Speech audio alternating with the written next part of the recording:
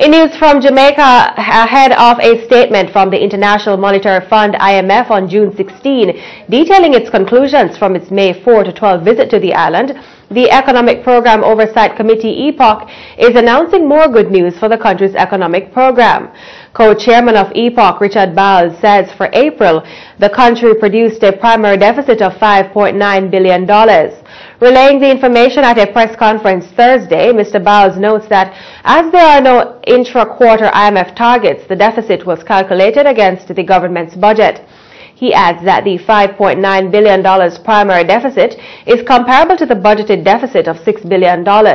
Meanwhile, the EPOC co-chairman says the net international reserves NIR is at a comfortable high, but hopes the positive figures should not be too expecting.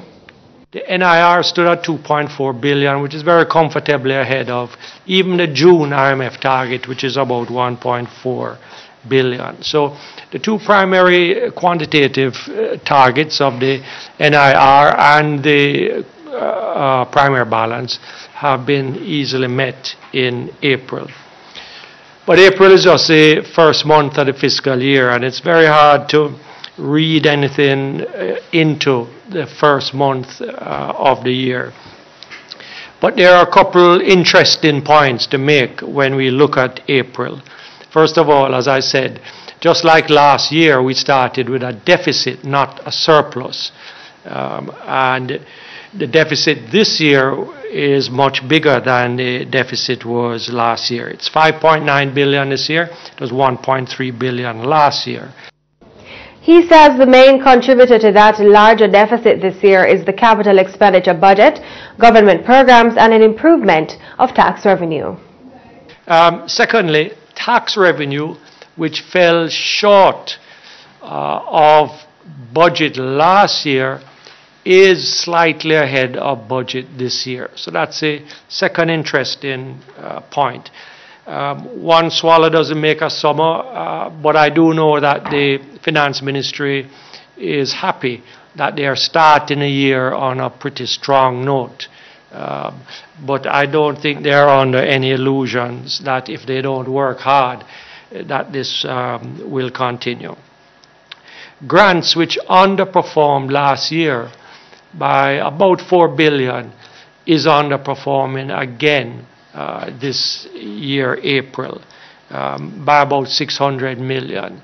And sometimes this is because of the government not completing some aspects to draw down a grant, and sometimes it has to do with the agencies themselves and the process that they have to go through to release the grant. But whatever the reason is, we're behind with grants again.